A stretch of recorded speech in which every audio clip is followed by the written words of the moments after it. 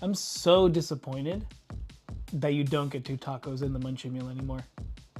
And that it raised the price. Like, I get it, it's gonna go up in price, but it's like a lot and you get less. That brownie was like, maybe not exaggerating, about like this size. Yeah, it's pretty sad. It was very sad. Yeah, the Munchie meal from Taco Bell. No, No, Jack in the Box. Jack in the Box. Taco Bell has the build your box. Was a real big fan. Not anymore. No, big. And you know what? The first clue I should have taken to not buying them anymore was when they no longer had all the weird foods. Like when they had like this bacon wrapped cheddar chicken thing. I don't know what it was called, but like they had like stoner food, and then they were like, no, it's just going to be our regular menu. Yeah, I have to go back to ordering 4 tacos. Yeah, exactly. Yeah. Did you know if you do the app, you can get them $1 for 2 tacos? I don't know how much they are in store normally. Just a fun fact if you use the app. I did not know that. But anyways, we're not talking about Jack in the Box all day. We're talking about other things, because this is the Squad Games podcast. You know us, you're watching us, and if you don't know us, we like to talk about tabletop stuff. We do a lot of Kill Team, and we do a lot about our tournaments. So let's start it off. What are we talking about today? Well, first things first, we are going to be streaming the World Championship of Warhammer. Yes. This is coming out on Tuesday. So in 2 days, we're going to be on Twitch, which is going to be linked below. You can tune in to our live coverage of the Warhammer World Championships of Warhammer. There you go. And yeah, it's a little bit hard to do that. It's a tongue twister. It is a tongue twister. Luckily, we were invited by Games Workshop to come and stream everything. I will be playing, so I will not be on stream unless if I come over to play. I'll try to get at least 1 game on stream. And I think Giacomo and Sai are going to be casting it. That's correct. So it's going to be a lot of fun, going to be pretty cool. And today we're going to tell you a little bit about our streaming process, kind of my process to get to Worlds, what it took to get there, if you're trying to get there as well. And, you know, we're going to talk about the World Championships and a little bit more about some larger events coming up in the future. Yes. So, yeah. But right now, let's quickly take a look at something special that we just made. This shirt, this 3+ save shirt. Indeed. Whoa. Indeed. Striking Scorpions need it. Let's say it one more time. 3+ save shirt. 3+ save shirt. I think we lost followers because we talked about it so much, but you know, it is something that we do. This will also be linked in the description. We did make a couple t-shirts. If you guys want to grab one and help us go to Worlds, because Games Workshop is paying us nothing to get there. It is coming fully out of pocket, 3 plane tickets and a 5-day stay in Atlanta. It's been quite expensive. And we're doing this all for the viewers out there who love Kill Team and for the love of the game. So if you love these shirts, or if you want to maybe buy one, you know, consider doing so. They're right there. Link in the description. Like and if you don't like Striking Scorpions, then don't buy one. You don't have to. That's all the same too. But yeah, so now that we got that out of the way, and also don't forget to buy your tickets to LVO. We're at 96 sold. LVO. So that's a lot. That's a lot. And they just updated the narrative tickets. So they gave us 8 more narrative tickets. Wow, that a total of 24 players. 24 players. So because of that, I mean, it might sell out. So if you're looking to go play more of a narrative style, you know, grab your tickets from down below as well. But yeah, so we're going to talk about some World stuff. It's interesting. I chose to play Deathcore. A bold choice. I swear something that's really, really annoying to me is I'm going to Worlds with a bunch of sweaty nerds. Hopefully they put on deodorant. I'm going with a bunch of sweaty nerds, okay? Seriously. I got there because I was sweaty, right? You know, but that was in 2nd edition. That was in 2nd edition, and the edition has changed. I think I got there by going to Salt Lake City, and I won a 14-person event there. I think I went 6-0. Won best painted, best overall. Won the trip to go to Worlds. What is the World Championship of Warhammer? The World Championship of Warhammer is essentially, as a TO, you have to submit a form to Games Workshop saying, this is why my event deserves to be a golden ticket. And they award the Willy Wonka golden tickets to each individual tournament, right? And from there, the winning player, however you want to decide it goes, gets the invitation to go to the Warhammer World Championships of Warhammer. Goodness gracious, I think yeah. WCW it is. WCW. You get to go to WCW, which is really cool. And I think we've ran 7. We've given away 7 golden tickets. This is our 3rd year running events. We have given away 7. Wow. Yeah. And last year it was our 2nd year running events, and we got 0. Well, that's a lie. We got one from LVO and 1 from SoCal Open, but those have been running for years. So something that's important to Games Workshop is an event that has multiple game systems and or has multiple years underneath its belt and has proven itself to be a competitive tournament. So the All Valley Team Tournament this year was our 3rd year going strong, and we had 66 players. And we gave out 3 golden tickets because an entire team got to go to Worlds, right? And in fact, pretty much all of Kel Team, outside of like a couple of members, like their entire tournament squad, won golden tickets this year because Purple Wave, yeah, Purple Wave, yeah, it's crazy, it's crazy. And they're one of our Southern California's and the West Coast's most competitive gaming group. Yeah, I would agree. Yeah, Yeah. and essentially you have to win an event specifically that has one of these things, or play to the metric of what they're giving their golden ticket away for. Right. And that's how you get to go. It was a surprise this year when, the rumors were flying around that the edition was going to change anyways, but it was a surprise with some of the things that did change, right? I didn't really want to change a team because I built a really large display board. Mm-hmm. I built a fantastic team. And in fact, I have a Veteran Guards team. Are they over here? That's somewhere in... I have a Veteran Guards team that is not Games Workshop tournament legal. Different tournaments require different things. Yes. So a Games Workshop tournament requires their teams to be WYSIWYG, which is what you see is what you get, right? So they have to be WYSIWYG and they have to be actual Games Workshop models, no 3D printed parts. Yes. Unless if you model them and 3D print them yourself. For instance, I have a lot of MDF terrain. I have a lot of stuff like that. So I could, let's say, make an MDF board, make all the MDF, all the SVGs, and put it on a display board, and it would be very legal. But 3D sculpting is a little out of my wheelhouse. I've done very few pieces of it. So I really went in and I really made sure that my team was 100% Games Workshop legal. I spent like $90 or $80 on just different Cadian boxes. I kit bashed every single one. There's not a single one that comes from a single box. And then my leader is this model here, which I painted a little bit of her on stream. On stream, that's right. Yeah, so this is my Severina Rain. I'm sorry you can't see her too much, but she's a very pretty model. I think I did a pretty good job on her. I think you did a good job too. So what I've been doing is I realized that Veteran Guard are not really competitive. They don't have that wow ability. Not currently. No. I think that Veteran Guard can take games off of top players and top teams. I think that is possible, right? Because I'm playing, if you're a fan of League of Legends or football or any other kind of sports, there's a thing called comfort level of play. So you can choose to follow the meta and really just gravitate towards the strongest teams, and you maybe fail because you are chasing the meta. Right. Right?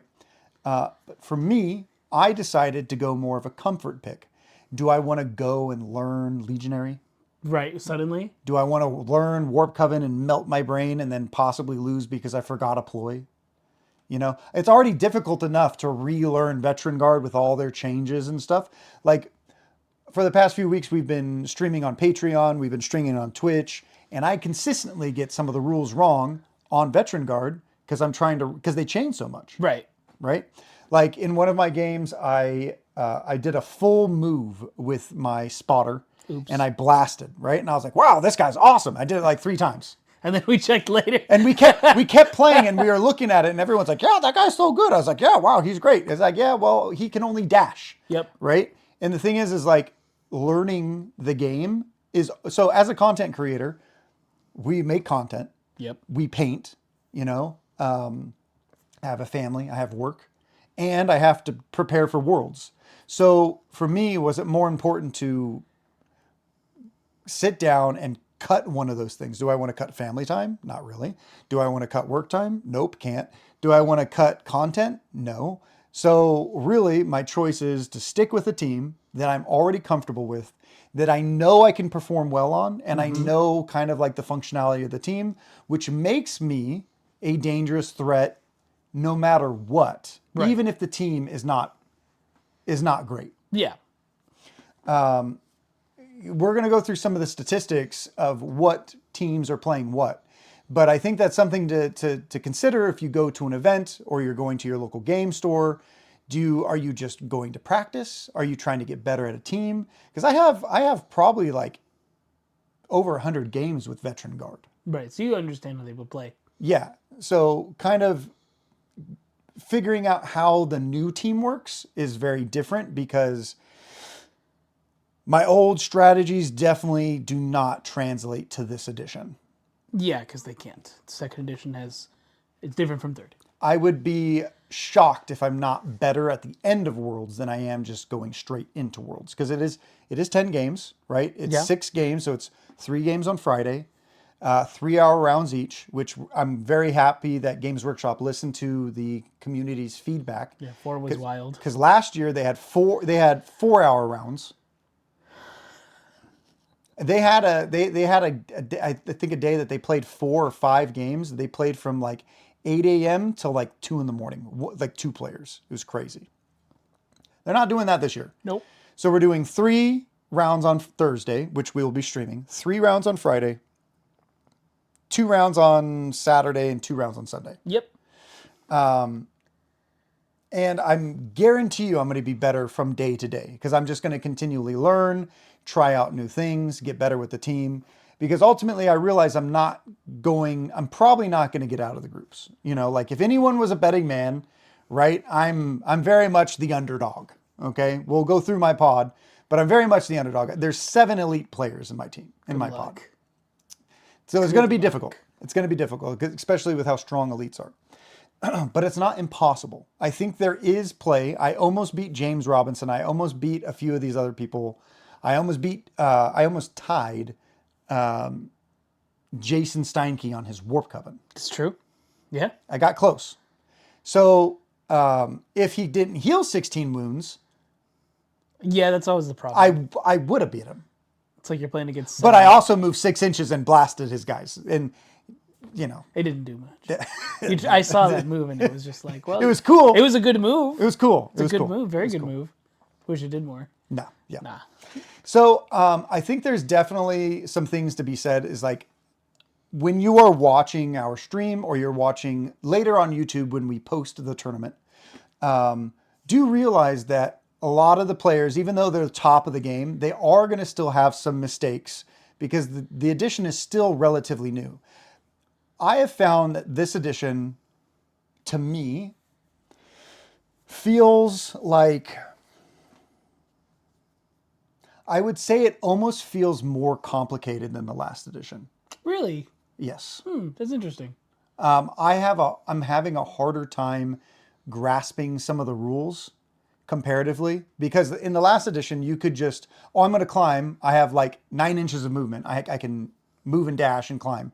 Well, you can't in this one. That's right. 'Cause it's separate. It's like move is different. Okay, there's like universal equipment. It's like more simplified but more complicated, especially at the higher levels of play. That's how I feel. Whether that's how I feel later on, I don't know. But like trying to get used to this edition and trying to because we got some of the rules early from Games Workshop, but it wasn't. Me and Giacomo didn't have a ton of time to play or learn, because we were like, oh, we got to make content. We got to do this. We got to do that. We got to gain YouTube subscribers. And EBTT was around the corner. All Valley Team Tournament was like literally like a week away, right? So it's like, well, we got the box, but we can't do much with it. So let's both sit down and try and paint a model, get on Warhammer Community, which luckily we did. We painted well enough with cell and velvet cupcakes, Yes. Aquilions.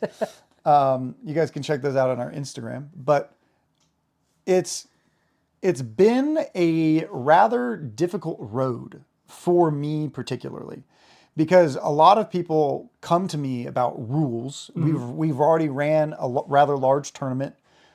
Again, we're making more and more content. We're trying to do a bunch of stuff. So it's been a hard road to get, I think, the rules down as much as I would want to as a top level competitive player. Because I had like, 3 years to hone the skills. Yeah, for Betcard back And I was bad. I was bad for year 1. Year 2, I came in. I did some good stuff. Year 3, I came in, did some more good stuff. Yep. And then they got reset. Yeah, And you'll do it again, and it'll reset again in the 4th edition. you're right. It'll be great.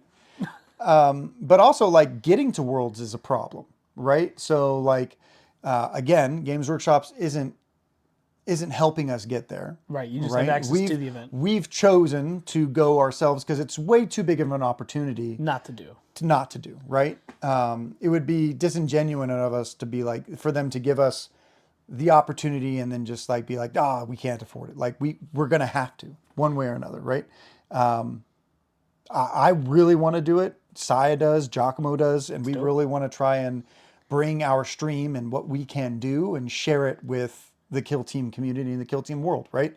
There will be another stream there, but they will be a Spanish stream. So if you speak Spanish, you're more comfortable with Spanish, go watch theirs. Great couple of guys.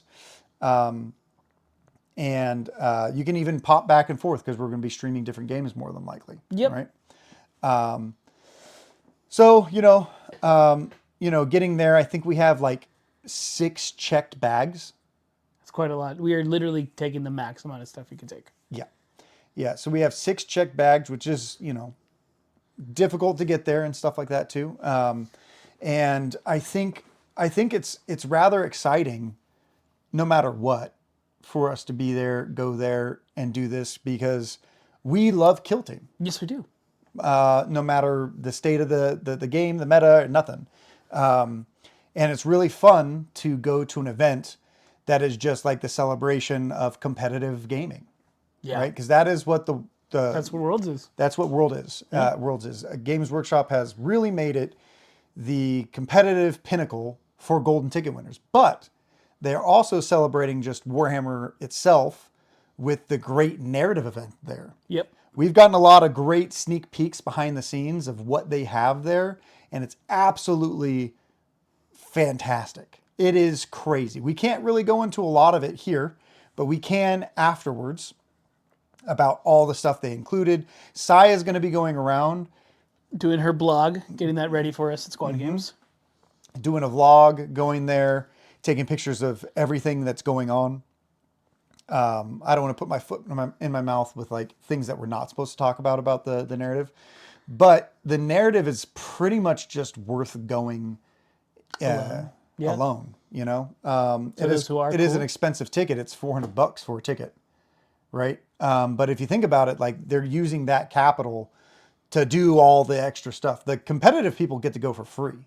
Right. They had to earn it. They had to earn it. Well, they have to fly in and hotel. Well, they still pay for all their expenses. Yeah. Yes. But they don't have a ticket price. So they probably should have a ticket price. If I won a golden ticket and it was still $30 to go, I'd still pay it.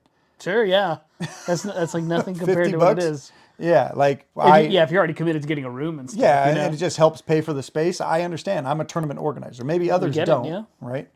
But I think the World Championships of Warhammer is going to be a lot of fun, and also there's going to be really big people there, right? We're going to have possible rules writers for Kill Team there, the developers.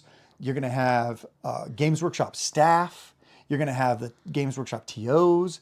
You're going to have the top level competitors. There's a bunch of content creators that won golden tickets that are going too. I think it's like a majority of them. Yeah, we have Can You Roll a Crit, who's an awesome guy. We have Shane. There's a bunch of Spaniards. We have Ryan Slater from Turning Point Tactics. And if there's, I'm sure there's plenty more, right? Super exciting to see these guys and girls and go and, you know, have a great time. There's a bunch of people from Australia. And one of the other funny things about Worlds is I understand that everyone's going to win. Well, the meta's kind of broken. So, yeah, it's skewed in one side. So like last year, we had Alexa win Worlds. He had the best look at the meta. He found out that Colts was the most busted team. It did not get crushed by orcs. He played the best, and he won the World Championship with 42 players. Yeah. Maybe 48. It's between there. And this year we have 93. I think they gave out 112 golden tickets, and 93 players traveled across the world To make it. to make it. Now, my question is, are they going to have a ringer like they did last year? Last year, there was one player who played who did not earn a golden ticket, but to Games Workshop, it's more important that every person that goes doesn't have a buy round than it is that they have a golden ticket. I hope so, because if not, that's kind of boring. And you're there for 4 If I get a buy days. round because Death They're just bad. Force suck, I'm going to be sad, you know? Right. You want to do something. You're already there. I want to play all 10 games. You know, Yeah. we complained that there was only going to be 8 games. Now we have 10. I'm very happy. But yeah, so for me, what I focused on is that since I kind of know the team, I really wanted to up the level of my paint job on my models. They were already really nice. Today I did a bunch of, I did a really large graffiti on my cityscape, right? And then I got to add a bunch of trash and debris and You're going to be working right up to the end. I sure am. And I also have to update our stream. Yep. Our stream is going to get a little bit of an overhaul for Worlds. We're adding a new starting screen. Going to be adding another new screen where you can see all the players, you can see the casters, and you can see the Twitch chat, right? So since we are Twitch affiliates, we cannot stream on both YouTube and Twitch. So if you do want to catch it at any point in the time, we have 3 rounds of 3 hours. So we're going to be streaming for 9 to 12 hours on Thursday, 9 to 12 hours on Friday. I mean, it will be 12 hours. We're doing the whole way. We never stop. 6 to 8 hours on Saturday and Sunday. So please come in and help the algorithm by typing little messages and being like, oh, look, I'm here. Oh, ho, ho, ho. You know? And if you guys want to give us an Amazon Prime, that'd be cool too. A sub he's referring to. Yeah, Amazon Prime sub. If you have I think one. it's called that. I don't know. I don't know. But I added little Space Marine emotes there you go. because I'm learning Twitch. I'm learning things. It's a new avenue. It is. But yeah, I mean, we're really excited and we're really pushing forward and trying to make this the best experience for everything. Sorry, Orion. That was Orion calling me, probably to talk, how his Kroot are so good. I don't know why he's bringing Kroot. Maybe the interesting thing about some of the people that have chosen Orion, to me, is probably one of the best kill team players in the United States. Yeah, I would agree. And he chose to bring Kroot. An interesting choice. So my question is, Historically, the worst team right now. we all think they're bad. The data says they're bad. On CPTS, the Command Point Tournament League thing, whatever. there's a guy that's 3-0. He could lose the next 6 games or however many rounds. I have no idea how many rounds there are. But I'm wondering if Orion has found a secret code to crack Kroot. There's 3 Americans bringing Kroot. Yeah, that's an odd one because even in second edition they weren't like hot. Yeah. So you wouldn't even be like, I'm comfortable with them bringing them over. Yeah. Now we can pull up. There's a somebody on the Golden Ticket Discord came up with a few graphics. So we're gonna show off some of these things over here. We have one player bringing Wormblade, a couple more that we just don't know, right? We have 2 Commando players, 3 Hearthkin Salvagers, 1 Deathcore. I like how they chose me to show off. You. Yeah, it's just me. I win best in faction. By default. Hey! So does Wormblade. Easy. So do that, yeah. We have 5 Plague Marine players. This is gonna be really important. I was later. so not surprised after reading the rules. Like, there's no way someone's not gonna bring these. This is gonna be really important later on. Very important. We have Corsairs Void Scars, right? We have the 4 of those. Corsairs is probably going to be my next team. It's a good team. It's a very good team. I have a really fun painting scheme because for me, every competitive player that I talk to, they're like, why are you bringing Deathcore? Why not just play a real team? And to me, that feels disingenuous because for me, I really enjoy teams. I really enjoy... I will play Eldar when they suck, okay? I will play Veteran Guard when they suck, okay? Because I enjoy the models. I enjoy the way they play, okay? I'm a comfort man at heart. I'm not a meta chaser. Just because Vet Guard were good for so long doesn't mean that, like, you know... Yeah, okay, that's besides the point. You gotta play Blades of Cain next. See, Blades of Cain are different. I would already be playing Blades of Lame. I would, but... The designers made some really poor decisions with Blades of Cain that I just cannot get behind because for me, I'm a lore guy. I like lore. A lot of the stuff on Blades of Cain, I just completely disagree with. They made the team really difficult to play.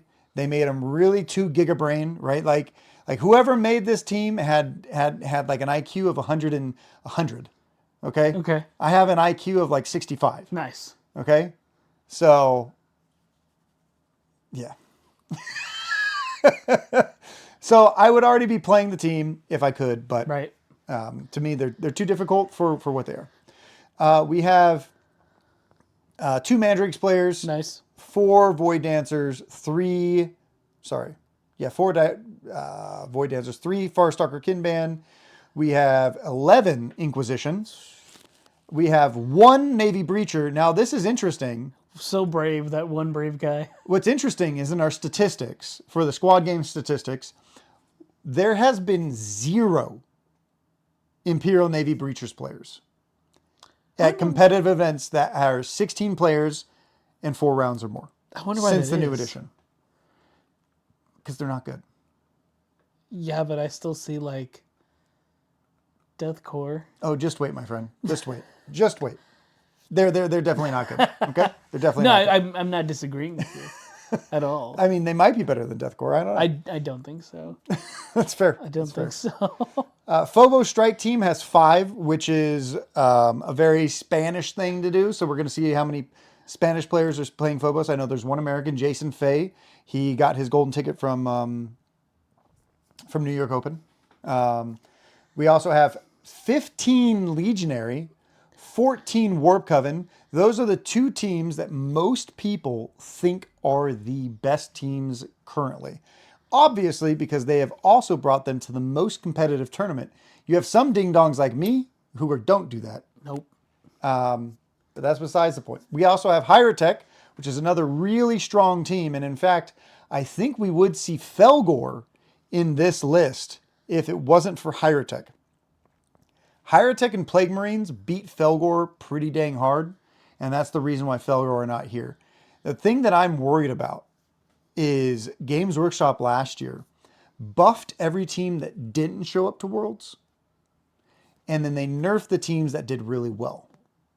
Games Workshop, if you watch this, please do not buff Felgor. They are already extremely strong. Please do not bring back the Winter of Melee. Please. We're going to make this hard for you. Please. They're already a good team, okay? They just 2 hard they're counters. They're not hard counters even. They're just not great into teams that have injury auras, right? You have Hieratech Circle, who has an 8-inch injury bubble which is 16 inches of the board. That means when the Felgor charges in, they hit on 4s, and then they're injured, and I don't know if it stacks, but they hit on 4s, maybe 5s. It's bad, right? I don't think it stacks. And then you have Plague Marines who kind of do the same thing, right? So they're Felgor that got buffed. They hit on 3s now, right? And now they hit on 4s again. So it's just innately worse. Are they bad into them? Maybe not, but that is one of the reasons why it didn't, right? Right. So these are what's coming to Worlds. You know, faction-wise, it's very interesting. There's a lot of teams left off the table. A lot of teams. I believe there's one Blades of Cain player. That is going to be Robert Nichols. I'm very interested to see what he brings, because he might just bring Dire Avengers. Mono Dire Avengers the entire time. We'll have to see. Accurate strong? I mean, it's not triggering their critical ability, but you know. Yeah, it just depends. Another interesting thing is Worlds has 93 players, and LVO, we've already sold 96 tickets. Not bad. Yes. So if you're looking to come to a really large tournament, have a lot of fun, consider the Las Vegas Open, which is in January. And in Vegas. And in the Vegas, name. which is always great. So moving on to faction, what is this? Faction by players? I think we just went over this. Basically, we just had 2 graphs, so we'll skip this. You're right. You're right. We're going to move on to the next slide. I think this is going to be player count. I'll move this back onto this side. Nice. Nice. So we have 24% of players playing Hordes, 30% playing mid-range, and 45% playing Elites. Not surprised. Considering, I think the interesting thing, I think most people were thinking that we were going to have a 60% elite. So this is about 15% less of what people were thinking were going to come to Worlds. That was like people's like in the Discord like saying like, oh, this is the majority of this team. That's what they think. That's what they think. So we're going to go into pod 1. Let's see if I can make us a little smaller. Woo! So going over a couple of the pods real quick. We'll try to make this quick. We have Adrian Bonavento. He won ITC last year. He's currently ranked 36 in the world. He's playing Hyrotech. We have an Angels of Death player, quite a high ITC rankings. Now, here's the thing. You can't really say that players who have a low ITC ranking are bad. Right, because they didn't go to tournaments. They could have also went to tournaments that didn't know how to submit ITC rankings. There's always that, yeah. That's an option. There's a couple people from last year saying that there was people from other countries like Chile and a couple other places that they were just like actually sharks at the table, right? You can be good and not have a good ITC score. Right. Okay. If it's not submitted, then it can never be up. So we have Angels of Death, we have Mandrakes, we have Commandos. Is this pod 1? Yes, it is. This is pod 1, yeah. Plague Marines, Legionary, Blooded, Blades of Cain, There it Hearthkin Salvagers, Hyrotech Circle, Inquisitorial Agents. So looking on the left-hand side, we don't know a lot of other people here. I know Adrian Bonavento, I know Janice, I know Robert Nichols, I know Shane, and that's it. So I don't know the guys from England. It looks like Tom Robinson has quite a high ITC score, so it looks like he goes to at least a lot of tournaments. Shane Price probably has gone to about as many as me, which is, I think I've only gone to like 4 or 5, and I've done well at them. We have 2 people from Argentina. Hell yeah, that's awesome. Cool. We have John Reese from Wales, which is awesome. John Reese is a really cool dude, by the way. Then we have Fernando Andrade from Mexico, and then we have Felipe Gallardo from Chile and Devin Menz from Canada. Who, if we had a guess, this is going to be really hard. This is like this is the pod that is like stacked. Every pod is stacked. I'm not going to lie. What do you think is going to get out of this pod? Only 2 of these players make it on to the next round. Hyrotech Circle and Inquisitorial Agents, 1 of each. Which ones? I don't know, but those are the 2 teams I think. So you're thinking Tom Robinson or Shane Pierce, and you're thinking Adrian Bonavento. And Shane C. Smith. And Shane? Shane is playing, he's playing Hyrotech Circle too. Mm-hmm. So you think either Shane or Adrian will get out, and you think one of the Inquisitorial Agents. Mm-hmm. Now, interesting thing in this pod, there's only 1 Legionary player. Out of the 15 people bringing it, John Reese got the lucky pod to be by himself in there. Yeah, I mean he doesn't deal with Plague Marines, but that's not that bad. I don't think so. I think that Legionary poop on Plague Marines. Well, yeah, they have Melt-A-Gun. They have the option to kill one guy. Yeah. Yeah. It's pretty rough. That's it's the best pretty thing rough. they have. Yeah. And then I also think that Plague Marines are going to really struggle. So I think Janice is going to struggle into Hyrotech. And I think she's going to struggle into Legionary. So I don't know if Janice is going to get out of the pod. She might. There's always a possibility. But there's also, like, no one knew who Alexa was last year. So And then exploded on the scene in one. exploded. So, man, if you had to take a guess, G. Just between the two that were coming out, right? Just 2 people make it out. Who are the 2 people? Ooh, this is tough because We're gonna hurt some feelings because here. we have Shane and Adrian from the U.S. Yes, we do. both playing Hyrotech, and I only think one Hyrotech's going to come out. Because if they go against each other, only one of them can win. I think I have to barely... No, I think I give it to Shane. I think Shane's been gonna make it out? Shane's been playing Hyrotech for longer, even in the older edition. Mm-hmm. So he kind of makes them more. Not to say Adrian isn't good with something, right? He knows how to learn a team and play them really well. The problem is I don't know if Hyrotech can beat Commandos or Inquisition. I mean, this is so hard. It's hard.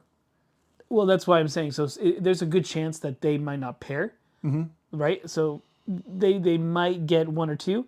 What are the chances that the Hearth can make it out? Argentina. He has a great ITC score. Hearthkin, I think, are pretty decent into like elites. There's not a ton of elites in this. There's not a ton of elites. There's got 3.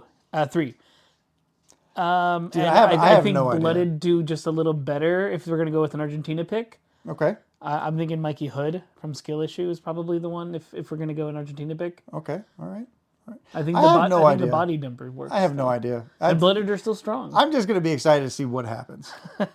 So we'll move on to the second Pod pod number real quick. dos. Pod number 2. We have Alejandro Jimenez, Ben Campbell, Brandon Bean, Dylan Wendt, Emily Beardsley, Fernando. So we have Ace in this pod. Ooh. Franco Reale, Guy Batten, Sam Clark, Sebastian Jamie, Tom Catchisides? Catch sides? I don't know. He's from England. Okay. And Vivek. Wow. Wow. Pretty stacked pod here. I know quite a few people. This one in is pod. elite city. Is it Elite City? Yeah, 1, 2, Phobos, 3, Legionary, 4, 5. Blooded, Legionary, Warp Coven, 6, Hyrotech, 7, Hyrotech, 8. Blooded, Warp Coven, Phobos, and Warp Coven. So what? How many Warp Covens are in this pod? I mean, personally, 3 I think Warp Hyrotech are Covens? elites, but no one else. But Kenya really Crit agrees with me. We've already seen 4 of the 6 Hyrotechs in the first 2 pods. And then we have 3 of the 14 Warp Coven, 3 of the 14 Legionary. Yeah. Oh, yikes. And a bunch of Phobos. This is an elite one. So there's Blooded. Good luck, my guy. Brandon. Actually, I'm okay with Blooded. Brandon's good. Brandon's real good. Brandon, I think Blooded are going to do okay. do you think that Blooded Blooded could probably beat Phobos Strike Team, and Phobos Strike Team can, know. So, like, if you get into the Blooded Phobos can Strike also pair, beat Hyrotech? Yeah. So if you get into those 2 pair, you get super lucky. You might be able Let's to say all the sneak one out. Legionaries and all the Warp Covens They might eat themselves eat before, themselves, yeah, and before then Brandon jumps above everyone else and it raises could to the top. absolutely happen. It could. That's what I'm saying when I'm looking at this pod right here. This is actually hard for me to determine who'd come out. You know what's interesting is that Ace says that he is ITC ranked number 2. That is incorrect. ITC number 2 goes to Jimmy Kelly. Oh. For some reason, whoever made this graphic was wrong. They might have been looking at some old data. He is 3rd. Ace won ITC 2 years in a row, and he was dethroned by Adrian Bonavento, who is in Pod 1. Right. Wow. So there is only 4 teams that are not elites. Because we can look over here, G. You see the faction Yeah, we types? see it all right there. We got the 2 hordes, 2 mid ranges. This is a tough one. I want to say that Legionary is still going to come out of this A-okay. But if I wasn't going to take a Legionary pick, I'd also pick Hyrotech Circle. Okay. Still. Hyrotech's in there, huh? I have confidence in Hyrotech. So what, you're thinking Ace or Franco get out? And then what else do you think, G? No. Ace is not. Ace Ace Warp is Coven. playing Warp Coven. Yeah. Don't get me wrong. The slingshot move they have going like I'm here, now I'm over here is very strong. But that kind of pushes you from not doing the Warp mission. Coven is one of the best runs, teams in the game. For yeah. sure, hit and runs. I just like Hyritex control and stuff. I have found that Warp Coven can struggle into Legionary. That is one of their more even matchups.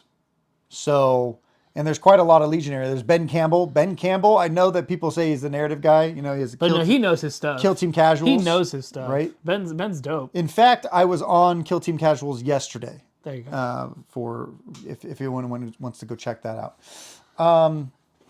Yeah, because I think Hyrotech and Legionary are coming out of this. Now, which ones?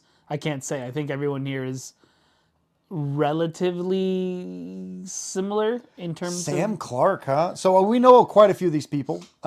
Sam Clark is going from... with Blooded, yeah. He's from Australia, and he's taking Blooded. And we have Vivek. Vivek got second at LVO. With Veteran Guard. When they were Vet Guard, yeah. And he's fallen to the dark side. He's gone to Warp Coven. He's gone to Warp Coven. He likes the slingshots. And I'm going to I'm going to tease him.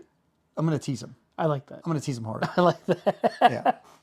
Yeah. Yeah, that's my pick. What do you think? What do you think is going to come out of here? Which of the two teams? Because I can't say a player in particularly. Man, I'm looking at the teams here. It's hard to count out Guy Barton.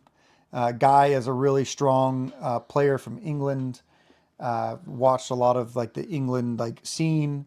You have Ace, who's an amazing player. Emily's a great player from the Pacific Northwest. Brandon Bean's a great guy from Pacific Northwest. Ben is great from Florida. Dylan, I don't know Dylan. Well, I probably know Dylan, but I don't know his last name. So I don't think I've met Dylan before. So I can't say, but he's bringing Legionary. I mean, if you're bringing Legionary, you got a chance. You already have a chance because it's a strong team. I'm going to probably say Ace has a really good chance of getting out of this group.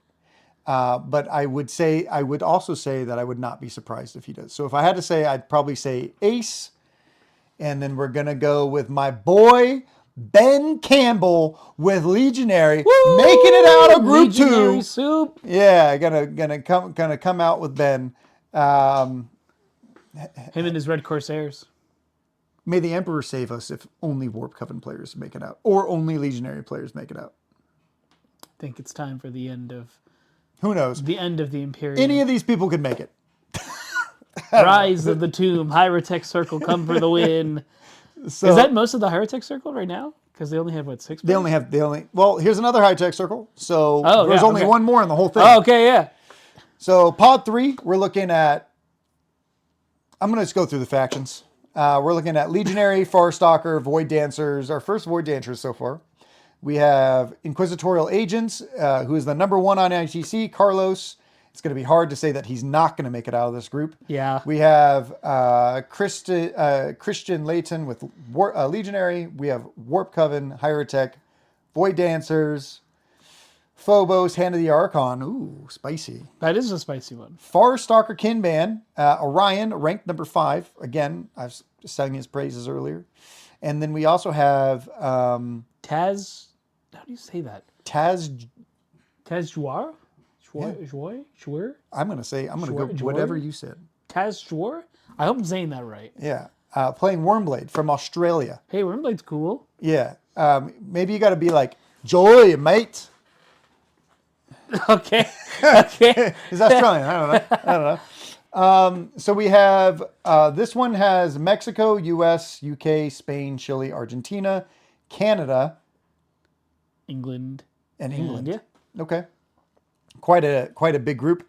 We have Alberto Lomunguez. We have Alexander Salazar, who's played nothing but Kroot since the last edition. So he is. So he's me. comfortable with He's it. me. He's comfortable with He's it. me. Yeah. He's comfortable. Yeah. So don't count out Alexander Salazar. He is a really good player with Farstalker, even if people don't think that Farstalker's great.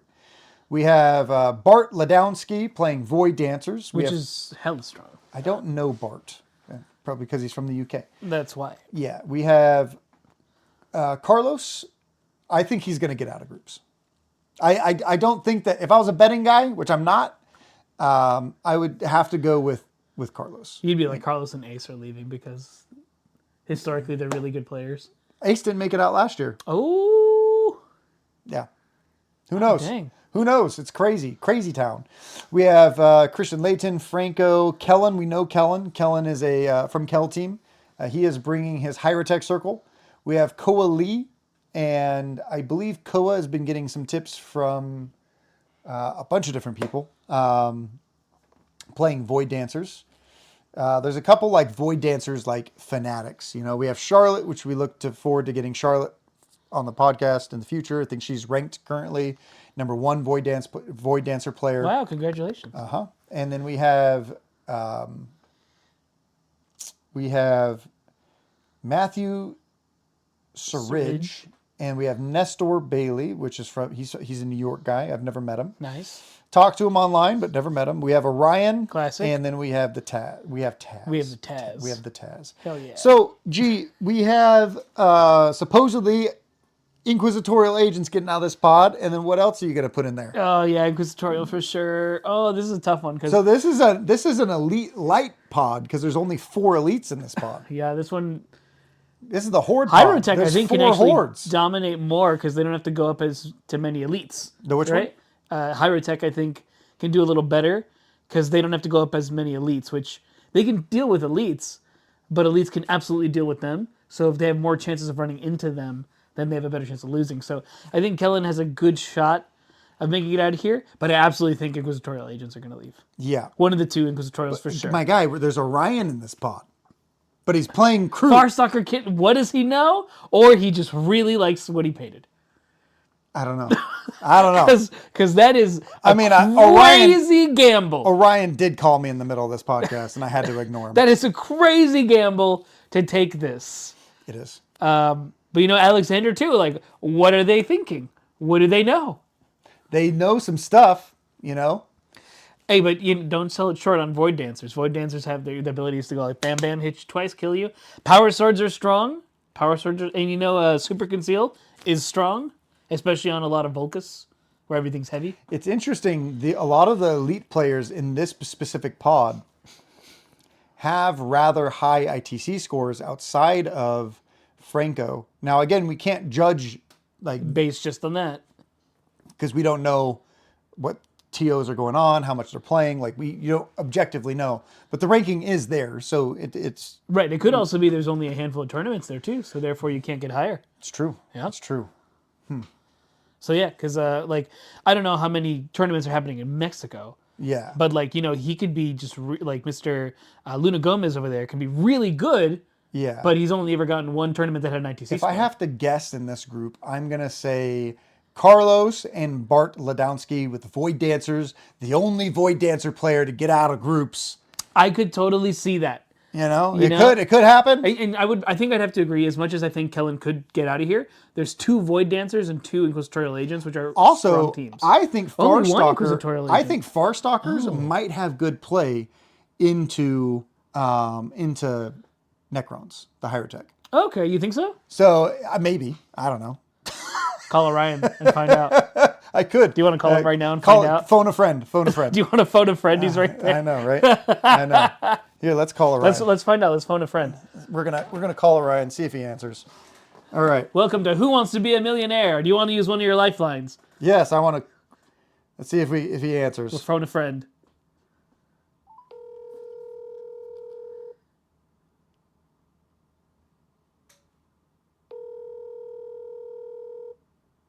He might not like me anymore. He might not That's answer. true. We did have to hang up. You're listening to this live. Yeah. Well, I guess pre-recorded.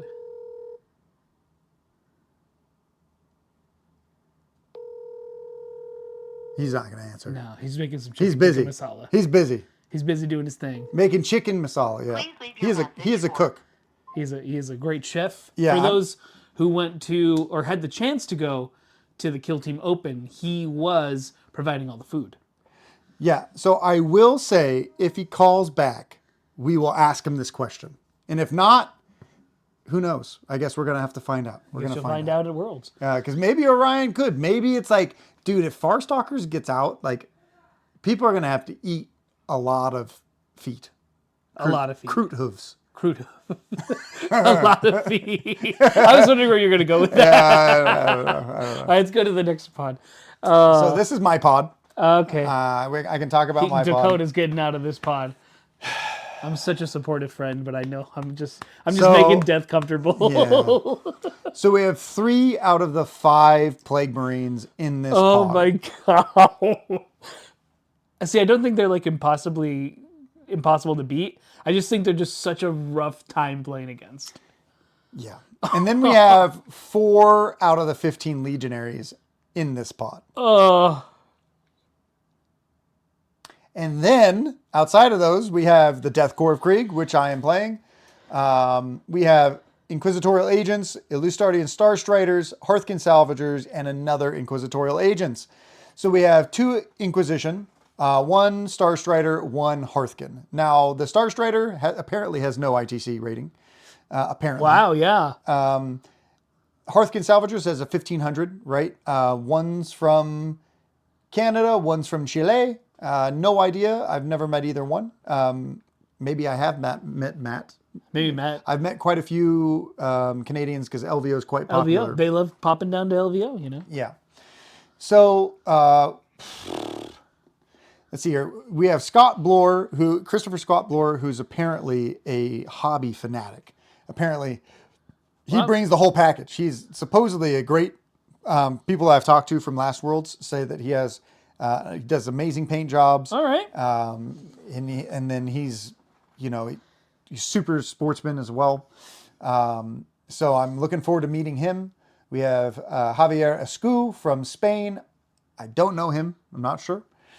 We have Kevin Starr. 2 R's. Yeah, from the U.S. I think we were both at Nova. We never met Okay. that I know of.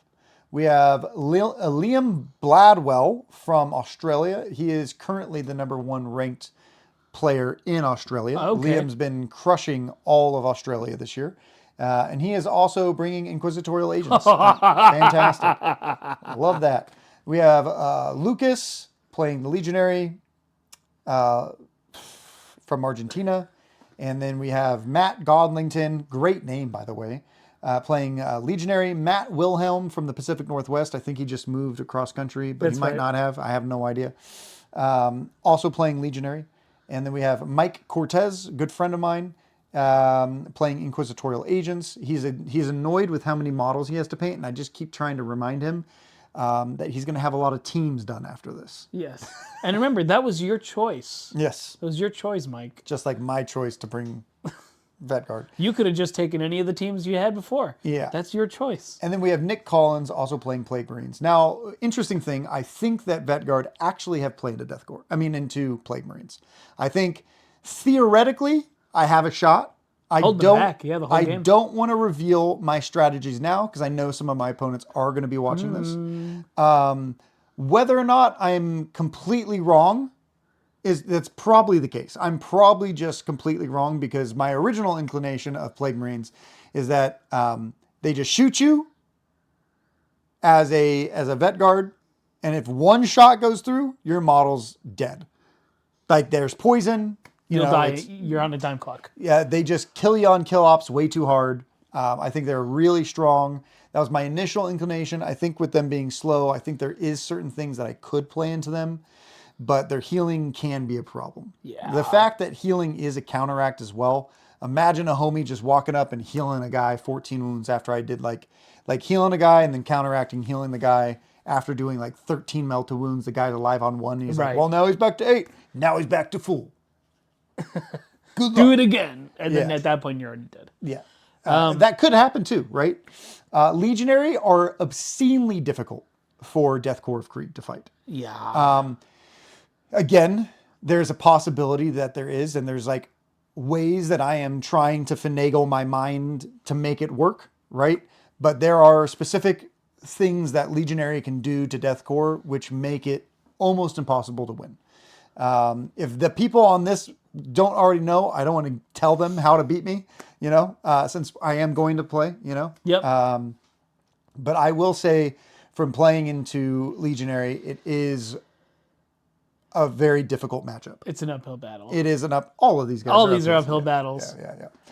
I think personally that Matt Therian with Hearthkin Salvagers has an okay shot. Oh, here's Orion. Oh. Hold on. Orion, hold on. We are live. We are live recording our podcast. I was calling you because I wanted to get something. I wanted to ask you a question, and I'll call you back after the podcast. You can tell me whatever you want. Okay, my guy? Okay. My question is, we're going through the WCW right now, and you're bringing Kroot, right? And we're like, wow, this guy's so good, but he's bringing Kroot. Does he know stuff, or is he just doing stuff? So what's the question? Do you know stuff, or are you just doing stuff? Well, I can't answer that question. I'm giving away all my goodies. Okay. Well, all right. Well, do you know some kind of tech that you don't have to share that you think will give you an edge? I mean, no. Maybe. I don't know. I like. Who knows what's gonna happen? Ryan's here not trying to give any away, just like me right now. I was literally just going over my pod. Orion, I do have a question. I think that Kroot definitely have play into Hyrotech Circle, and that was my actual question. I was calling you to see, do you think that Kroot have play into Hyrotech Circle, or do you think you just lose to Hyrotech? I mean, it would sure help if I've ever played Hyrotech. I can tell you that much. 6 out of the 12 teams on my pod, I have not played against. So there you go. I love it. I'm lucky. I only have 6 teams in my pod, and I've never played against Plague Marines. So all right. Well, that was my question. It was very informative. Thank you, Orion. I'll give you a call back after. Yeah. We appreciate it. All right. Appreciate you, brother. Yep, bye-bye. All right. Bye. What a good sport. This is what we have to do from now on. When we get to Jimmy's pod, I'm just going to be like, yo, Jimmy, what do you think? And he's going to curse a lot. And then we'll be like, my guy, we got to cut all of it now. All right. My goodness. Oh, we should call him, though. Yeah, we should. We should. Well, yeah, I think Hearthkin are decent into elites in general. Those have a smorgasbord of shooting guys. Mm-hmm. So I think at the end of the day, still Legionary get to come out. I think it's double Legionary, honestly. Yeah, if Mike Cortez or Liam doesn't get out with Inquisitorial Agents, I 100% think it's going to be, this pod will be a double Legionary pod. Mm-hmm. It's possible that Plague Marines can get out, but from all the competitive players that have played Plague Marines into Legionary, they've said that it is an uphill battle for Legionary. But they can still edge it out. Correct. Yeah. I think Plague Marines can. The question is can a Plague Marine do it to all 4 Legionary players? We have Javier Escu from Spain, ranked 24th. Lucas Huberisk, ranked 320. We have Matt Godlington, and we have Matt Wilhelm, all fantastic players playing Legionary, right? Plague Marines, we also have great players. We have Nick Collins. We have Christopher Scott Bloor. If he is as legendary as I've heard, I hope he gets out. I hope he's getting out of this pod. Then we have Kevin Starr, who's a really good player as well. But also Liam and Cortez are just fantastic. Sorry, Matt Theron, and I'm sorry, Lewis, and I'm sorry, Dakotah. Right? I'm going to put us all into D tier because my name starts with D, and D means don't get out of groups. I mean, I would like one of these the Dakotah tiers to get out of there, but I do think, as much as they could do damage, I don't think they can do it enough. Yeah. Star Striders can do the big one-shot killing one elite guy, but that's just one. Yeah. And same thing with the Salvagers. I'm actually not sure what your tech is, so I guess we'll just see that in action. But I don't think there's enough to do it consistently before you run out of gas. You're 100% right. You're 100% right. I think Legionaries are coming out of these ones. Yeah, I think Legionary is going to make it out, and it's going to be amazing when the top 16 players are Just 15 Legionary and 1 Warp Coven. It's actually impossible to do that because there's 4 Legionary in this pod, so maximum 2 can get out. Right, so it's not a possibility. Correct. Wow. We might have 8 Legionaries and 7 Warp Coven. And then one Inquisitorial Agents or something. Yeah, like Ace or Carlos. Or Right, in the top. Yeah, well, Ace is playing Warp Coven, so I don't know. He could be the Warp Coven, Carlos can be Yeah, so Inquisitorial. in my personal, I've been like workshopping ways to possibly beat this team, and I'll call a couple people that aren't in my pod, and I'll be like, hey, do you think that this is a good idea? Like, you play Legionary, would this annoy you? And they're like, yes, it would, Dakotah. I'm like, Bet. good. I like that it would annoy you. Does that mean it wins? No. But if I can be annoying with nicely painted models, I'm doing my job. Maybe they make a mistake too, and you get to edge it out. You know? Yeah. So Personally- if I end up doing well, I will 100% come back to YouTube and be like, yo, this is the smoke. You know, we're not getting a buff because I figured something out, you know? More than likely, I don't see that happening. I think your best, if I had to think of something, I think your best would be you get the Salvager, so you get Matt Therian first. Okay. Right? And I win, and then all the Legionaries kill themselves? Right, and then you have to play into Star Striders, hopefully. Yeah, but here's the problem. Star Striders have always been good into Veteran Guard. Always have, probably always will, and I have never competitively fought Star Striders. Would you rather fight Star Striders or Legionary in the second Star round? Striders. There you go. So Star Striders is your best bet, and then you just gotta hope that the last round that player is tired and you just take him out. So I get 2 of those, and that means that so I have to play both the guys who I don't think are going to get the 2 mid ranges, the 2 mids, and then I go like 0-4 from then on. But you gotta pray that the last round that elite player is tired. They're like, I'm hungry. I don't care if I win anymore. And you just gotta hope you get that guy. Like, everything's gotta go in your favor. In the spelling bee, you gotta have all the 3-letter words, you know? Yeah. Every time it's your turn. So again, the reason why I'm bringing Deathcore is because I'm very proud of the paint job. I'm very proud of all the hobby work I've done on them. I'm not super sweaty. And also, we had access to the rules a little bit early, and ethically, I don't think it's correct of me to like see a team and then start hopping them before anyone else. Right. This is good of you. That's good. And also, you know, if Games Workshop sees me jump on my own grenade and lose every game there, and sees that they need to get buffed because of it, then I will more than happily be a martyr for the Emperor. But who knows? I might actually do okay. And I might not. They might give you a nerf. Yeah. I'm very excited. It's going to be a lot of fun. Whew. So going through the last few pods here, we have pod. This is number 7. Pod 7. So we have Dylan Gill, who is another great player from the U.S. He's won a lot of events, quite a few events, and done well at others. We have Eric Croyer from he's playing Phobos. We have Hearthing Salvagers, Phobos. We have Francois Leon Winnett. I've seen Francois on Discord quite a lot. Talked in passing. Very excited to meet Francois. Playing Void Dancers. George Moore playing Warp Coven. We have James. Hey, George. Love George. We have James Crossgrove playing Void Corsairs. Nice. Javier playing Hunterclade, Jeshua playing Legionary, Juampe Rodriguez playing Exaction, KT Albacore Torres playing Legionary, Leander Garrett playing Warp Coven, Santiago Barrera playing Blooded, and Serkan Aryan playing Warp Coven. I'm voting for him just because I like his name so much. Okay, I like that. Yeah. This to me is the group of death. So in League of Legends, whenever you get drawn into groups at Worlds or something like that, they usually call something the Group of Death, which is there's 2 options of it. Either one, everyone's going to be so competitive that it's impossible to tell who's going to get out of where, or there's such a killer in that group they get out, right? Like no matter what. It's hard for me not to imagine the guy who took down New York Open with Warp Coven not getting out of this group. Right. I think that George has a leg up to get out of this group. He took down New York Open. He's a fantastic player from Canada, and I think that he could get out. And for me, I'm going to have to vote for the other one to be from the U.S., right?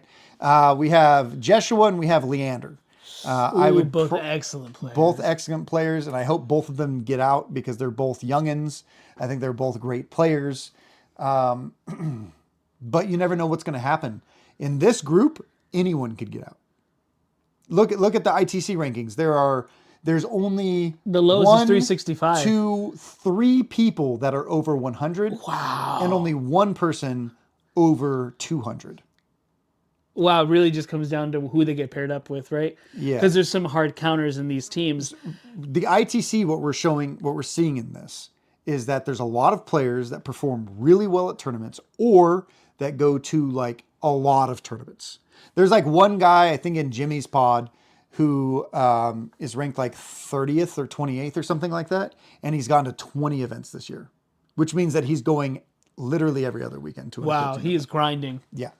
So like, yeah, depending on what you're doing, like a lot of these people have a lot of competitive backgrounds in this specific pod, right? And it's difficult to say like the Hearthkin could get out. It's possible, right? Dylan's a great Hearthkin player. You have Void Dancers, Phobos, Hunter Clade. Yeah, don't sleep on Hunter Clade, man. They hit. But you know, it really comes down to like when you look at George, Leander, and Sirkin, they don't want to go up each other in the first round because then one of them is gone. Well, you can lose one game. You can lose one game. You can lose one. Maybe But still, 2. you don't want to lose your first game. Like, and if they have to go up against each other, then Warp Coven just becomes a little bit harder to get out. Yeah. You know? And honestly, I wouldn't want to go up against Josh. He's good at calculating, like, on the spot and kind of figuring out what to do. Josh beat me at Nova. That was Josh's first time being able to beat me in a competitive event. Wow. Yeah, and he was playing Scouts. Yeah. I've made it hard for him.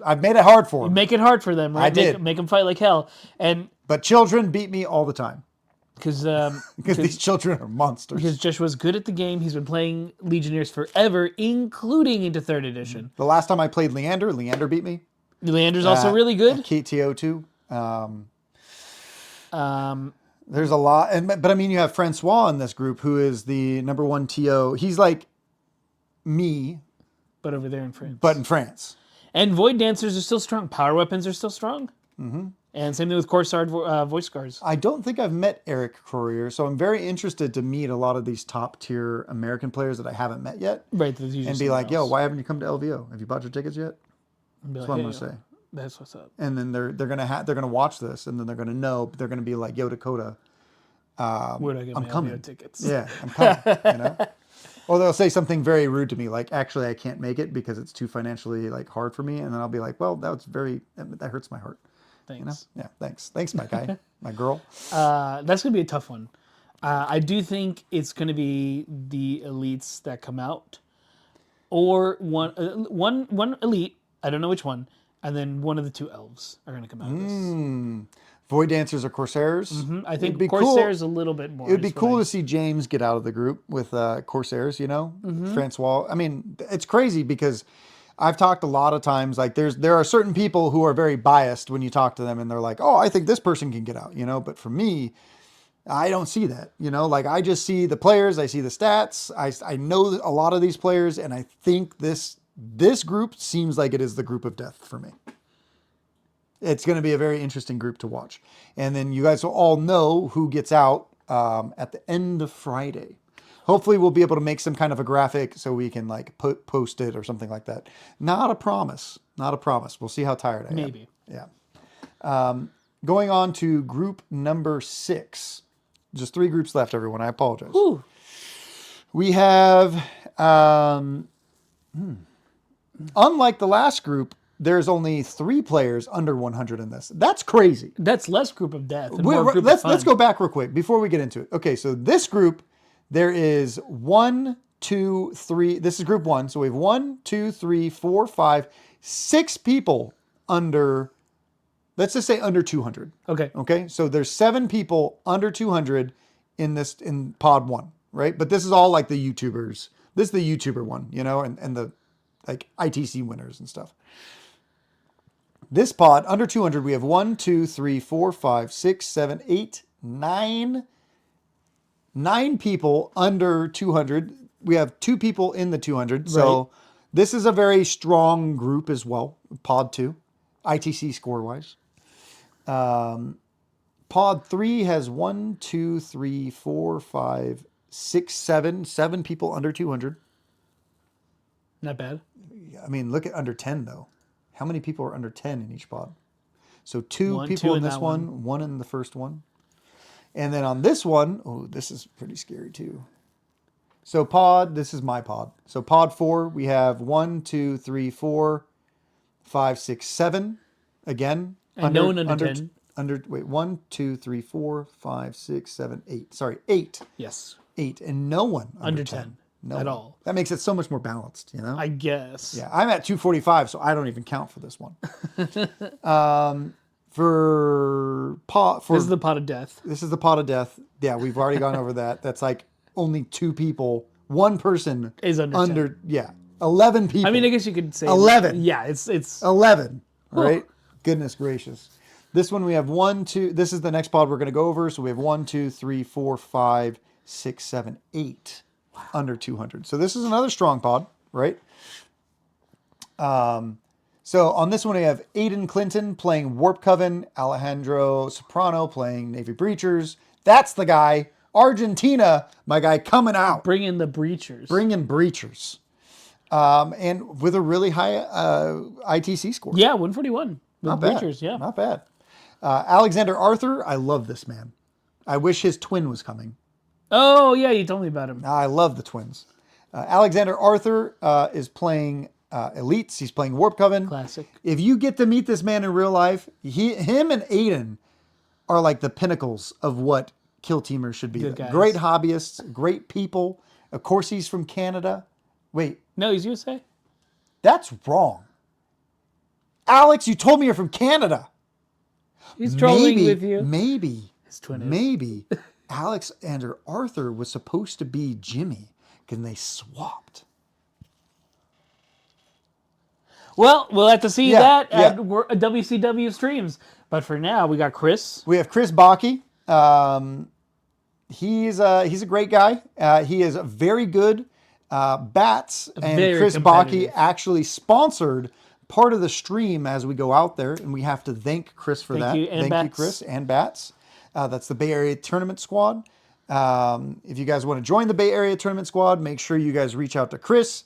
They have initiations. You have to hang upside down and act like a vampire It's crazy. while playing Kill Team. I don't know if any of that's true. We're making this up. We're making it up. Yeah. We have Jason Steinke. I talked to Jason quite a lot. Woo! Jason won SoCal Open in 2022. Yep. He's a very good player. We just had him on. He really knows his elites. Maybe we'll have him on for Warp Coven one day. Yeah, we have a Twitch game with him that we will post to YouTube, and then we also have a Patreon episode with him, and that's when I run. It's an actual practice game for Worlds. That's when he heals 16 It was wild. 16 wounds. It was awesome. It was great. We have Jonathan Soley with Novitiates. Nice, strong. Stronger So than what's I imagined. interesting is Novitiates really, really, really, really, really struggle into Plague Marines. Good thing there's only one Plague Marine here. Yeah, he got lucky. We got really lucky. Juan Sebastian Quinche. I don't know his last name. Void Dancers. Matus from Poland, playing Inquisitorial Agents. I'm very surprised at his ITC ranks. Matus is a very good player. We have Matt Opperman with 130, playing Plague Marines. Matthew Richard from France, I assume. Yes. Playing Commandos, which are very good as well. And we have Pablo Brazal Palas from playing Warp Coven. So in this one, we have Warp Coven, Warp Coven, Warp Coven, Warp Coven. And then one Plague Marines. No Legionary. Plague Marine, no Legionary. This is No this Legionary. is where the Ravens have come to roost. Do we see, Giacomo? Do we see any horde getting out of here, or is it just the Warp Covens coming out to roost? I think Inquisitorial Agents can do it. Chris Bakke has to make it, right? He's the Bay Area Tournament Squad. He sponsored part of our stream. He's making it out. Good job, Chris. And then Warp Coven for sure. And then Warp Coven for sure. Yeah, and then what? Jason? Who's the Warp Covens? We have Jason. We have Pablo, Alexander Aiden. Arthur, and Aiden. Oh, that's tough. I mean, Jason's been. I in mean, the I studio. can't say no to my boy Jason, Yeah, but my you boy. know, Yeah, like we can't. We are not no. biased whatsoever. We don't get to make the decision. I don't know the rest of you. I know a lot of them. I don't know the rest of them. I'm going with my two homies. We got to go with the boys. We got to go in with the boys for the boys and girls. If you could drop us a like and a subscribe or a 5-star comment if you are watching on or listening to us on podcasts. So pod 8 this is pod 6, very strong, 8 players in the top 200. We're going to move on to pod 7. Pod 7. Oh, Alexa, what are you doing? You're not even under 200, my guy. You won Worlds last year. He doesn't need to be under 200. You're not wrong. I'm going to count Alexa as under 200. Okay. Is that fair? Sure. Can I count the world champion? Yeah, Under 200? I think, right? It's like getting Adrian Bonavento bias. Yeah. Discord, if you disagree that I should not Discord, YouTube, if you disagree, or if you're listening on our podcast, you could go to our Discord. Yep. And tell us, was it wrong for me? Because I'm counting him. It's already happening. I mean, I could call somebody. I don't have Alexa's number because that'd probably be like... It'd also be, I don't know what time over there. He's 8 hours behind a day ahead. So it would be noon on... Monday. Is today Sunday? Sunday, just kidding. Okay. There we go. So we have Alexander. So we have Alexa. So we have 1, 2, 3, 4, 5, 6 people under 200. And so we have Inquisition, we have Legionary, we have Inquisition, we have Corsairs, we have Warp Coven, Brood Brothers, Phobos Strike Team, Corsairs, Blooded, and Warp Coven. Wow, this seems to be a really all over the place. A lot of fast teams in this. It's a fast pod. So I wonder if this Eric Isaacs is the guy who won with Brood Brothers in Florida. Florida just had an event where a Brood Brothers player won the golden ticket. Beat all the Florida guys. Could be. Yeah. So apparently he's pretty good. You know, that makes sense. He's bringing Brood Brothers. Jason Fay is in this group. Jason Fay is from Just Another Kill Team podcast. Jack Tap is what I like to call him. Yep. Great guy, really friendly. He won a big prize at LVO once. You know, I always love seeing Jason. We have the Rat Man. I've heard so much about Rat Man. Just the Rat Man. I can't wait. And I always love his thing. It's just a rat. Yeah. He commented on our last video. Rat Man, I can't wait to meet you. Shake your hand. Say what's up. I don't know any Argentinian. Yeah, I don't know any Argentinian either. I might know one. They probably speak something else. I don't know if Argentinian is a language. If we don't share a language in common, we will high five and hug. If he, but I assume that he speaks English because he commented in English. I think Portuguese is Brazil. So I think everyone else is Spanish. Okay, yeah, Spanish. Okay. I think so. I don't want to assume. Yeah. I think I could be getting it wrong. Voyan Jarek is a really cool name. That sounds very like Norse. He's from Canada. It just feels that way, but it's probably not in those roots. Yeah. We have Brett Bouchard. I called him the other night. Brett is a great friend. He's playing Corsairs. Corsairs have a lot of play in this edition, right? I think so too. They're pretty decent in the Legionary, right? I don't know if they beat War Coven. I have no idea. Dan Barton is also an amazing kill team player. Dan Barton, I think, was number 2 in ITC last year. So we should probably put Dan on that list too. An honorary under 200. Yeah.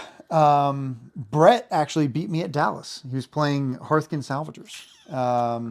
So he knows his mid-range. Yeah, he does. But then I beat him at KTO before. So his was vengeance.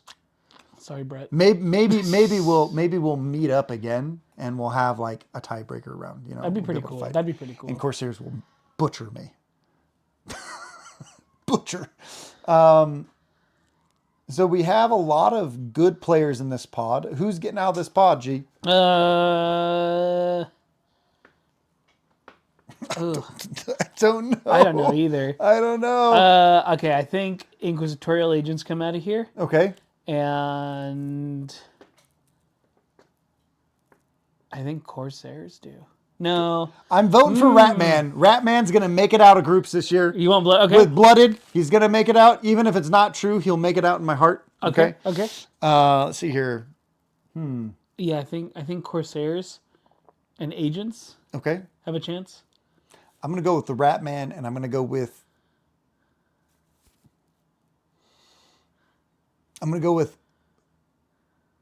Alexa. Okay. Yeah. It's hard to count the world champ out. Yeah, you're going with directs. I'm Yeah. going with the teams. Yeah, no idea. I have no idea. Oh, and we're on our last Our last pod. pod. Are we going to phone a friend today? Yeah. So we have 1, 2, 3, 4 people in this pod under 200. Remy's a very good player from France. He's come to LVO multiple times. Really friendly guy. A really good player as well. Performed quite well at LVO. We have Ryan Slater, also went to LVO last year. Yes, that's right. Ryan is the command... The Turning Point. Turning Point Tactics. And then we have Jimmy Kelly in this pod. JK. Yeah, very good.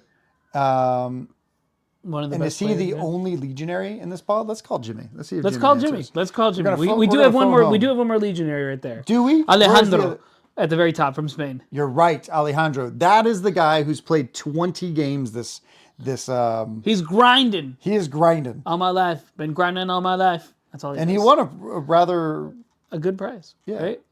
let's see if Jimmy answers. Let's see if we can get the JK on here. Hey, Dakota. Hey Jimmy, you're live recording on our podcast. I wanted to ask you a question about your group. My group. Yes. Yes, we're talking about the WCW. So you felt like calling the Canadian. Yeah. Yeah. Okay. From the I don't know US. why they gave you a Canadian tag. Oh, but they corrected it on the pods thing, like the graphic we're looking at. You're but back yes, to US. well, who Okay, knows? well, I'm excited to talk about my group. I'm going to talk so much trash. Yeah, that's fair. That's Keep fair. it You PG. just tell me who's in there, and I'll talk trash about it. Okay, well, Jimmy Kelly's in there. my question is, Jimmy, who is going to make it out of groups with you, Jimmy? Which guy? We have Alejandro Netro. What do you want their names or do you want their factions? Well, I'm going to pull up the thing right now. Okay, that's Okay, even better. fair, that's fair, Even that's he's fair. gonna follow along and he's gonna figure it out. Yeah, so let's just say Jimmy's going to make it out of his group, right? Because I'd be a rude friend To not to support say the homie. not to support the yeah, homie. What? Now, just watch. I'm going to lose to frickin' Mandrakes. That's fair. Maybe like, or Farstalker. There's what's his name? Ernesto is from Italy. He's Uh-huh. gonna come and bring like the Italian crew, and they're just gonna stomp. Something fun's gonna happen. All right. So my best guess is I'm gonna say it's gonna be me and Ryan. You and Ryan Slater. Okay. Okay. Yeah. I mean, big. I'm taking a big risk here, right? That's I'm fair. Really going for the dark horse picks here. That's fair. Now, Jimmy, I have another question. Okay. Have you finished your Legionary yet? Great question. I plead the fifth. I love it. I love it. See, meanwhile, everyone's like, "Hey, Dakota, why are you bringing Vet Guard? Why are you doing this?" I'll be like, "Because they're done." Meanwhile, Jimmy's over here struggling on the struggle train. You know? Oh, here's the deal. I have free child labor. So right now, I'm getting a game. Currently, right now, I'm playing with Jason. Okay. I'm doing a practice game.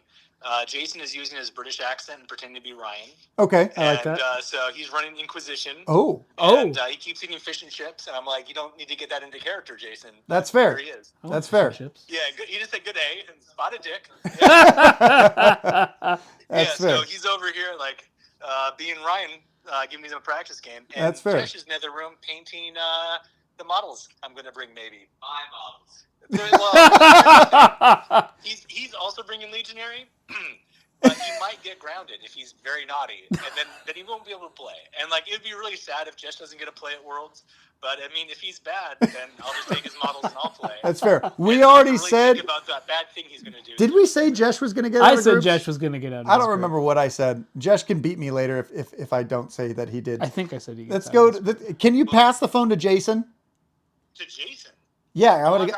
Okay, you remember keeping character, Jason. He's British. Oh yeah, let's pass it to Ryan Slater. I don't know. I feel like I'm about to insult this guy. I don't even know. Wait, I thought you were British. You're invisible. They'll never see you again. That's fair. Which pod are you in? Are you in group 6? I'm in group 6. There you Okay, are. Jason. All right, Jason. We've already determined who's making it out of group 6, right? We called it on the podcast. Everything we say always comes true. I'm fucked. Jason, what 2 players are making it out of your group? You can include definitely yourself. The Breachers player. 100% the Breachers player. Okay, so Alejandro Soprano, the Navy Breacher player, and who Nice. else? Yeah. I love that pick, by the way. And then I'm going to pick myself because I'm an asshole. Nice. Fair. Even though I think I'm going to lose round 1 to the Breacher player, I'm going to pick myself. All right, fair enough. Yeah. Okay, well, we used our phone friend. Phone Thank a you. hoe, what? What was your pick to win group 6? We said Chris. I think you're a good friend right now. We said Chris Chris Baki Baki and and Jason Jason. Steinke because Gotta go with the boys. we got to go with the homies. Yeah. See? Yeah, I don't know if Baki can beat Breachers, though. That's the thing. Really? Yeah. I'm joking. Yeah, that's right. Oh, okay. I was like, for a second, I was going to take your word seriously. Yeah. We'll have to see. Maybe Alejandro knows some spicy tech and wins That's what pot. I'm terrified of, man. I'm going to go into this guy and he's just going to smoke me. Like, that's what's going to happen. And I it's- know it already. That's Yeah, fair. It's going to be gonna Commandos, great. watch. Yeah. All right, brother. Well, appreciate you. Let you guys get back to your game. Thanks for answering. Have a good night. Peace, guys. Peace. There we All go. right, so now we know. We know who's getting out of groups. We have determined it. Whew. We have discussed it. And we are very wrong because we don't know 50% We of don't the players. actually We know know it, like yeah. we know like 15% of the players coming. I mean, realistically, we do 3 because we could only call 3. I mean, I have a lot more people's numbers. That's true. Like I could call my You could call- Cortez you right could- you now. could- you could. I could call We did. You could call Baki. Drew Powell's really good too though. He's Jimmy's- playing agents. I told Jimmy, I was like, yo, my guy, do not sleep on Drew. Drew's really, really good in this pod here. Agents are strong regardless. So Kristen Holton, she's really good. She's from Australia. Nice. Playing Warp Coven. Right? Classic. See here, Benjamin McMillan. Do I know Benjamin? I don't think I know You know Benjamin. Mandrake. I know Mandrakes, but I don't know Benjamin. Michael Brook. I don't know Michael. Raphael Remel. Ramil? From Hey, Nemesis Claw. Hell yeah. oh, From Uruguay. is there a Void Dancer player in here? There is not. Void Dancers Oh. have a relatively rough time with Nemesis Claw. Is he the only Nemesis Claw in the entire event? He's the only Claw. He wanted to be different. Wow, that's impressive. And then Remy's the only Tempest Aquilon. Yeah, he is. Yeah. I'm excited to see what the Tempest I want to Aquilons see can the do. tech because I feel like there's some cool moves that I'm just not good enough to figure out. Probably. you And know? I want to see what he's going to do, how he's going to take it and get out of pot 8. Yeah, because watch, it's just going to be like All the underdogs. it's going to be like Remy, and it's going to be like who else is in that group? Drew. Drew. Well, that's Inquisition. We have to go with an underdog. Oh, yeah. So okay. Jimmy doesn't get out. It's going to be Remy from France, Or Benjamin. and then Benjamin Yeah. with Hell Mandrakes. Yeah. Hell yeah. No Legionary players make it out of groups, and we just look like we were. What are the fire, the smoke? What is smoke signals? We're sending fake smoke signals. Oh, 'cause yeah. We're all actually wrong. Yep. Much like we Full of all poo. thought like Mike Tyson was going to go out and knock out Logan Paul, and it What a- turns out that Mike Tyson's he's 60. I mean, that makes sense. He's old. You can't expect him to fight forever. Yeah. Well, that's going to be an interesting one for Worlds. I look forward to it. I do ultimately feel in my heart an elite player is going to win this, Okay. but I want it so bad to be a mid-range. It definitely could be Inquisition though. That's why I want it to be a mid-range, because it's not a horde and it's not an elite. I don't know why they put Inquisition as mid-range. Did they really do that? No, they put them as hordes. Okay, yeah, because they're a horde. Exactly, because they're a horde. They're absolutely a So horde. you want like Corsairs? I mean, it would be Dude, super it'd be spicy. sick if It'd be Corsairs si- won. Yeah, yo. it'd be sick. Yo, Blades of Cain came out of nowhere. Like Robert was like, "Yeah, I just have all the guns ever." And See, I now the won thing that. is Robert Nichols. He has all of the Dire Avenger people. But I he- could call him right now. Let's call. Let's call him. Let's get a celebrity call. Let's in see here. if he answers. That's true. He could be busy. He might be busy. I like how people just answer the phone for me, and then when they don't, See, you really can just get around by calling people. Yeah, let's see if he answers. We'll have to see. And see if he's bringing just mono Dire Avengers. Because he's a baller. Because he's a baller. He may be busy. He could be busy. Not everyone answers the phone for me. Just some people. Jimmy Kelly. I'm using like 4 phone a friends this podcast, you know? Yeah, you ran out after the first one. I did. Well, I failed the first one. yeah, you did fail the first one. Yeah. He didn't answer. No, he's not available. I'll text him though. But this is... Yo, you bringing mono Dire Avengers? question mark? What's the sauce? Question mark. There we go. We'll see. We'll see if he gets back to us in time. Yeah. But that's Worlds for the most part. Yeah. Is there anything that you're looking forward to at Worlds? Yeah, I'm looking forward to, streaming and casting the whole event. I'd like the game that I could just sit and stare at a less moving screen for a long time, because I just look at it and go like, what would I do? For 12 hours at a time? Yeah, I get a bathroom break every now and then. Like I can look at it and go like, oh, I would do this. And then they go, oh, he did that. Yeah, we're thinking the same way. Or he does something else. Like, I wouldn't do that. And then the guy dies like, see, that's why I wouldn't do that. Because those odds are not in my favor. So when you guys are going to be casting, can you explain how you're casting? Because we got some people on social media saying like, we really hope they don't cast over the top of players, or we hope they know what they're talking about, stuff like that. What is your thought process as you are streaming and wanting to cast? How do you want to accomplish that goal, and what do you think is the best for viewership? So generally, I think the most important part are the players. The caster's job is just to keep the flow of communication going on. So if there's a moment where there's a bit of a lull because a player is thinking about something, you can then tell the audience, this was the last move they did, this is something I think they could do, and these are abilities they have to play off of and what they might be thinking of doing, right? Giving them options that the player might not be saying because, of course, they're thinking about it. And, trying not to interrupt the player when they're saying what their move is, right? Because I think that's really important, is to focus on the player themselves. But again, our job is to make sure that the flow is always happening. So there's never really slow moments if we can help it. Okay. Yes, and of course answering the Twitch feed in case they have a question of something previous while I was paying attention to the game, to try to answer their questions. Mm-hmm. And we do have extra rules that we are under because we're at a Games Workshop event. Yes. So we won't be able to do as much as we do in the studio. Normally. Or on our own streams, because we don't have as much control, right? Yes. That is not our event. We are there. Simply for streaming, and they make the judge calls, they give the rules. We are simply a medium for you to watch it and view it. Correct. And we're there to answer your guys' questions, Exactly. Stuff like that. So, your casting philosophy is that you're going to be there when it's slow from the players, when they're sitting there thinking, you're going to talk about it. Now, we do have 2 monitors. Are you going to be pulling up rules and stuff, if able? Personally, yeah. I'll have my own rules for the 2 teams so that I could see it, but I can't make any calls. But I'm saying, are you thinking about pulling them up and showing them to the Twitch chat as well, just like we do for battle reports? Every now and then, if it makes sense and I have a moment to do so, like let's say in between rounds while they're calculating scores, I can absolutely bring something up that's going to affect them or something they might do.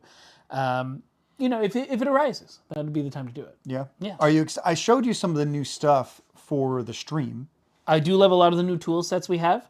I think it enhances the experience in a new way that I'm really looking forward to introducing at the WCW. Yeah, still going to take some work to get it to where I want it to be, and hopefully it goes off without a hitch. I think it's going to be a lot of fun. We're adding a couple different screens and stuff, and we'd love to get your guys' feedback on Twitch or in our Discord or on YouTube later on. So I think that's going to be a lot of fun. For me, I think I'm mostly looking forward to meeting a lot of people. I'm really looking forward to turning this into much more of a business trip than I am competing, right? Like, competing is fun. I'm going to do my best. Absolutely. I'm never not going to do my best. I am also very much looking forward to networking with other people from, across oceans. Like, what if some dude from Chile is amazing? you know, Right. or from like Peru or something, and like we want to get them on the podcast, There you go. you know, or if we can, you know, possibly record a podcast with a bunch of people that are there and just asking them questions. Big chance to do and, it. and then bringing it to you guys. Is there anything that you would like to see from us at Worlds coverage, extra coverage, let's say an extra video Some or behind two, the scenes stuff. behind the scenes stuff? Let us What- know in the comments. Yeah, what would you guys like to see from Worlds? I know that Sai is also going to have on Tabletop Mayhem, she's going to post more videos about stuff at Worlds and different things. So make sure you go follow her channel. And that's Tabletop Mayhem. She's host of Hobby Highlander and also a commentator for Kill Team. Yep, she'll be right with me. So it's gonna be fun, and I'm looking forward to it. I'm looking forward to seeing if Games Workshop answers some of our questions, and if we get any sort of a balance or FAQ or anything before Worlds. You know, that's going to be hopefully something that would happen. That would be wild. But I think it's going to happen after. Yeah, it'd have to happen after. We're already too close. We're already right? too close. We're literally, at the time of this recording, 4 days away. Yeah. Yeah, And we take a red eye on Tuesday, and we get there on Wow, Wednesday. we're leaving in 3 days. Yeah. And then we're going to arrive at 6 a.m., 3 a.m. their time. 6 a.m. their time, 3 a.m. our time. We're going to have to get up. We're going to have to go and set up. And then there's like a dinner. And then there's registration. We're hitting the ground running as soon as we get off that plane. Yeah. And again, we do it all for you guys because we like bringing this content to you. ourselves. And It's ourselves. It's fun to do. it is It's fun to do. And we want you to see this. We want the coverage to be out there. You know, they didn't really have it last year. And it was really difficult to follow what was happening. Right. So now they're stepping up their game. I think Games Workshop understands that people do want to tune into these games. You know, Kill Team, 40K, Warcry, whatever it is. They want people to tune in, so they know that they need the help of creators like ourselves. For me, I was rather critical last year when they didn't have a English broadcast. They just had the Spanish broadcast, and they were broadcasting the final game, and I could just go in and check. But I personally don't speak Spanish, so Right. and there was like 4 people commentating, so it was really difficult to understand what was going on. You know, because they also didn't mic the players; it was just all commentators just talking, and I was like, well, I don't know what's going on. Right. So hopefully we don't have that experience for you guys. Hopefully we bring something that's similar to our battle reports or our tournament reports. Hopefully I can get SoCal Open up and on YouTube so you guys can kind of see what our tournament reports are going to be like. Yes. And if you guys want to see the end of SoCal Open, you will have to tune into Patreon. And then eventually it'll come to YouTube, but for right now it's locked to Patreon.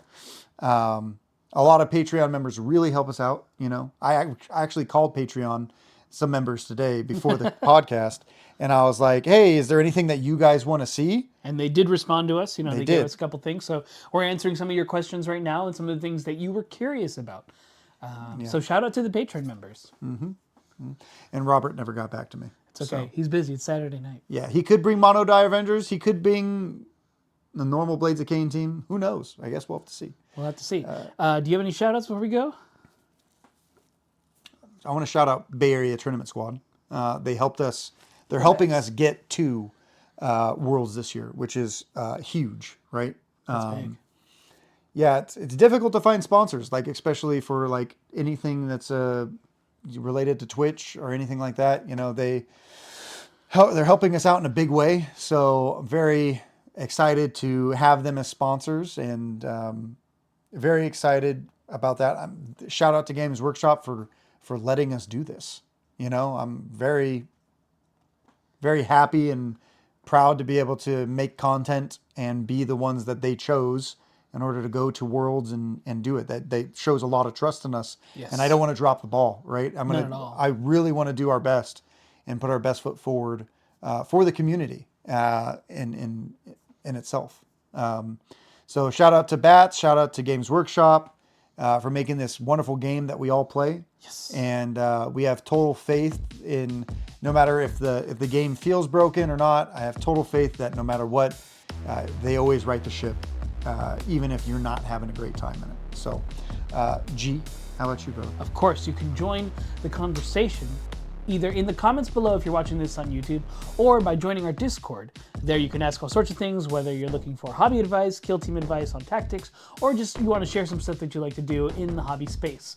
Thank you to our patrons for helping us support us. Just like we mentioned a little bit before, you know, we do these for the audience, but also for you guys, because you help us out in a really, really personable way. And we really appreciate that. You know, feel free to check out the battle reports if you're looking for more kill team things. In the meantime, we'll have a few more episodes up relatively soon, so we'll get that for you. And of course, there's the special stuff that's on for Patreon members, so if you're already a Patreon member, you can check that out now. And we look forward to seeing you at Worlds, at the World Championships of Warhammer. We do. We look forward to, you know, trying to make the best content that we can. Absolutely. Yeah. Until next time, everyone. Thanks for watching.